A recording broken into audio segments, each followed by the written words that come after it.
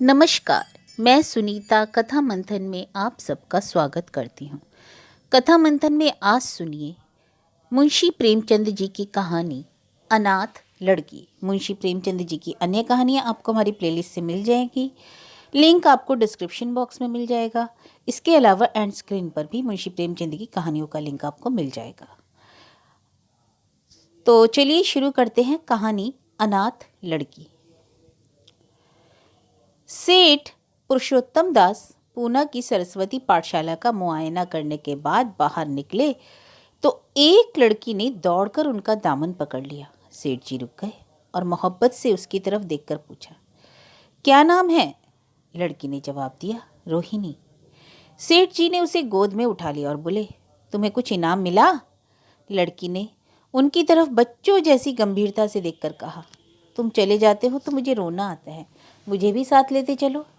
सेठ जी ने हंसकर कहा, मुझे बड़ी दूर जाना है, तुम कैसे चलोगी? रोहिणी ने प्यार से उनकी गर्दन में हाथ डाल दिया और बोली, जहाँ तुम जाओगे वहीं मैं भी चलूँगी।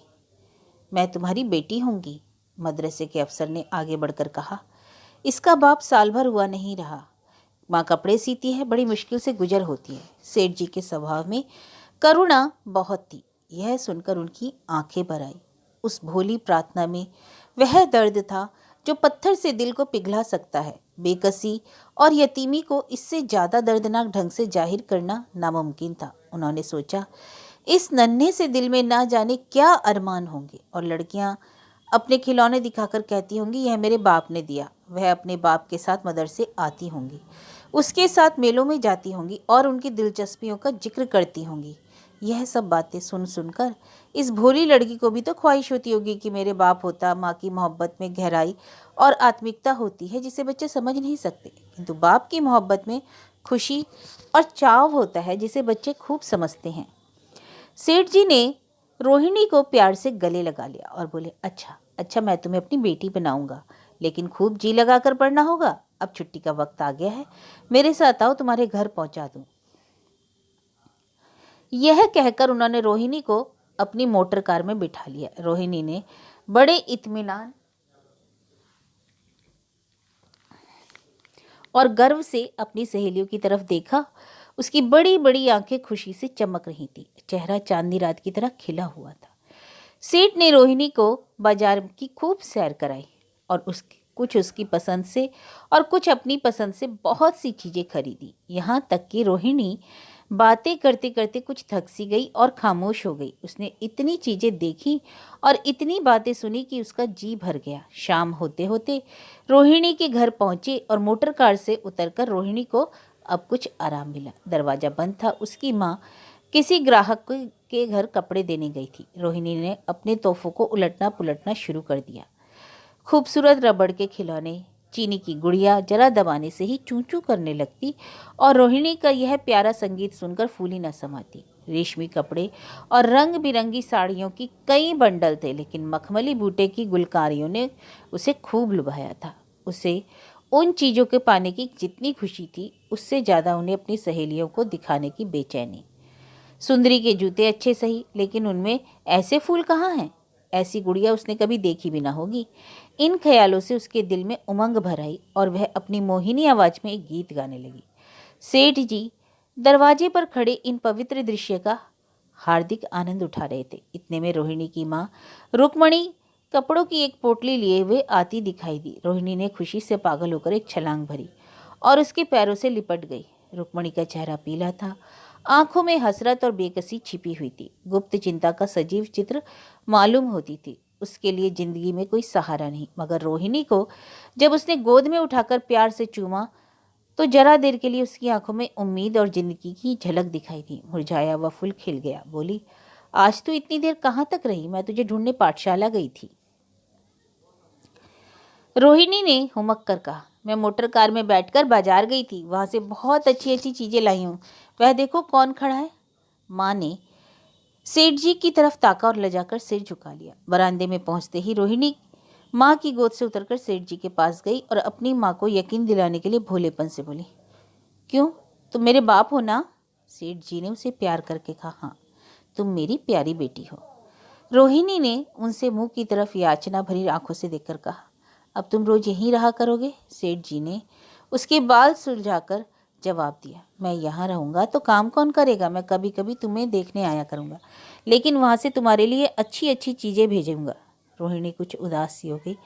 इतने में उसकी माँ ने मकान का दरवाजा खोला और बड़ी फुर्ती से मैले बिछावन और फटे हुए कपड़े समेटकर कोने में डाल दिए कि कहीं सेठ जी की निगाह उन पर न पड़ जाए। यह स्वाभिमान ही तो स्त्रियों की खास अपनी चीज है। रुक्मणी अब इस सोच में पड़ी थी कि मैं इनकी क्या खातिर तवज्जो करूं। उसने सेठ जी का नाम सुना था। उसका पति हमेशा उनकी बड़ाई किया करता था। वह उनकी दया और उदारता की चर्चाएं अनेकों बार सुन चुकी थी। वह उन्हें अपने मन का देवता समझा करती थी। उसे क्या उम्मीद थी कि कभी उसका घर भी उनके कदमों से रोशन होगा, लेकिन आज आज वह शुभ दिन संयोग से आया तो वह इस काबिल भी नहीं कि उन्हें बैठने के लिए एक मोड़ा दे सके। घर में पान और इलायची भी नहीं। वह अपने आंसुओं को किसी तरह न रोक सकी। आखिर जब अंधेरा हो गया और पास के ठाकुर द्वारे से घंटों और नगाड़ों की आवाज़ें आने लगी तो उन्होंने जरा ऊंची आवाज़ में कहा, बाई जी, अब मैं जाता हूँ। मुझे अभी यहाँ बहुत काम करना है। मेरी रोहिणी को कोई तकलीफ ना हो। मुझे जब मौका मिलेगा उसे देखने आऊँगा। उसके पालने पोसने का काम मेरा है और मैं उसे बहुत खुशी से पूरा करूँगा। उसके लिए अब तुम कोई फिक्र मत करो। मैंने उसका वजीफ़ा बांध दिया है और यह उसकी पहली किस्त है। यह कहकर उन्होंने अपना खूबसूरत बटुआ निकाला और रुक्मणी के सामने रख दिया। गरीब औरत की आंखों में आंसू जारी थे। उसका जी बरबस चाहता था कि उनके पैरों को पकड़कर खूब रोए। आज बहुत दिनों के बाद एक सच्चे हमदर्द की आवाज़ उसके मन में आई थी। जब सेठ जी चले तो उसने दोनों हाथों से प्रणाम किया। उसके हृदय की गहराइयों से प्रार्थना निकली, आपने एक बेबस पर दया की है, ईश्वर आपको इसका बदला दे। दूसरे दिन रोहिणी पाठशाला गई तो उसकी बाकी सजधज आंखों में खूबी जाती थी। उस्तानियों ने उसे बारी बारी प्यार किया और उसकी सहेलियां उसकी एक एक चीज को आश्चर्य से देखती और ललचाती। अच्छे कपड़ों से कुछ स्वाभिमान का अनुभव होता है। आज रोहिणी वह गरीब लड़की ना रही जो दूसरों की तरफ विवश नेत्रों से देखा करती थी। आज उसकी एक एक क्रिया से शाश्वचित गर्व और चंचलता टपकती थी और उसकी जबान एक दम के लिए भी ना रुकती थी। कभी मोटर की तेजी का जिक्र था तो कभी बाजार की दिलचस्पियों का बयान, कभी अपनी गुड़ियों के कुशल मंगल की चर्चा थी तो कभी अपने बाप की मोहब्बत की दास्तान। दिल था कि उमंगों से भरा हुआ था। एक महीने बाद सेठ पुरुषोत्तम दास ने रोहिणी के लिए फिर तोहफे और रुपए रवाना किए। बेचारी विधवा को उनकी कृपा से जीविका की चिंता से छुट्टी मिली। वह भी रोहिणी के साथ पाठशाला आती और दोनों माँ बेटियां एक ही दर्जे के साथ साथ पढ़ती। लेकिन रोहिणी का नंबर हमेशा माँ से अव्वल रहा। सेठ जी जब पूना की तरफ से निकलते तो रोहिणी को देखने जरूर आते और उनका आगमन उसकी प्रसन्नता और मनोरंजन के लिए महीनों का सामान इकट्ठा कर देता। इसी तरह कई साल गुजर गए और रोहिणी ने जवानी के सुहाने हरे भरे मैदान में पैर रखा, जबकि बचपन की भोली भोली अदाओं में एक खास मतलब और इरादों का दखल हो जाता है। रोहिणी अब आंतरिक और बाहरी सौंदर्य में अपनी पाठशाला की नाक थी। हाव भाव में आकर्षक गंभीरता, बातों में गीत का सा खिंचाव और गीत का सा आत्मिक रस, कपड़ों में रंगीन सादगी, आंखों में लास संकोच, विचारों में पवित्रता। जवानी थी मगर घमंड और बनावट चंचलता से मुक्त। उसमें एक एकाग्रता थी, ऊंचे इरादों से पैदा होती थी। स्त्रियोचित उत्कर्ष की मंजिलें वह धीरे धीरे तय करती चली जाती थी। सेठ जी के बड़े बेटे नरोत्तम दास कई साल तक अमेरिका और जर्मनी की यूनिवर्सिटियों की खाक छानने के बाद इंजीनियरिंग विभाग में कमाल हासिल करके वापस आए थे। अमेरिका के सबसे प्रतिष्ठित कॉलेज में उन्होंने सम्मान का पद प्राप्त किया था। अमेरिका के अखबार एक हिंदुस्तानी नौजवान की इस शानदार कामयाबी पर चकित थे। उन्हीं का स्वागत करने के लिए बम्बई में एक बड़ा जलसा किया गया था। इस उत्सव में शरीक होने के लिए लोग दूर दूर से आए थे। सरस्वती पाठशाला को भी निमंत्रण मिला और रोहिणी को सेठ जी ने विशेष रूप से आमंत्रित किया। पाठशाला में हफ्तों तैयारियां हुई। रोहिणी को एक दम के लिए भी चैन न था। यह पहला मौका था कि उसने अपने लिए बहुत अच्छे अच्छे कपड़े बनवाए। रंगों के चुनाव में वह मिठास थी, काट छाट में वह फबन जिससे उसकी सुंदरता चमक उठी। सेठानी कौशल्या देवी उसे लेने के लिए रेलवे स्टेशन पर मौजूद थी। रोहिणी गाड़ी से उतरते ही उनके पैरों की तरफ झुकी, लेकिन उन्होंने उसे छाती से लगा लिया और इस तरह प्यार किया जैसे वह उनकी बेटी हो। वह उसे बार बार देखती थी और आंखों में गर्व और प्रेम टपक पड़ता था। इस जलसे के लिए ठीक समुद्र के किनारे एक हरे भरे सुहाने मैदान में एक लंबा चौड़ा शामियाना लगाया गया था। एक तरफ आदमियों का समुद्र उमड़ा हुआ था, दूसरी ओर समुद्र की लहरें उमड़ रही थी। गोया वह भी शायद इसी खुशी में शरीक थी।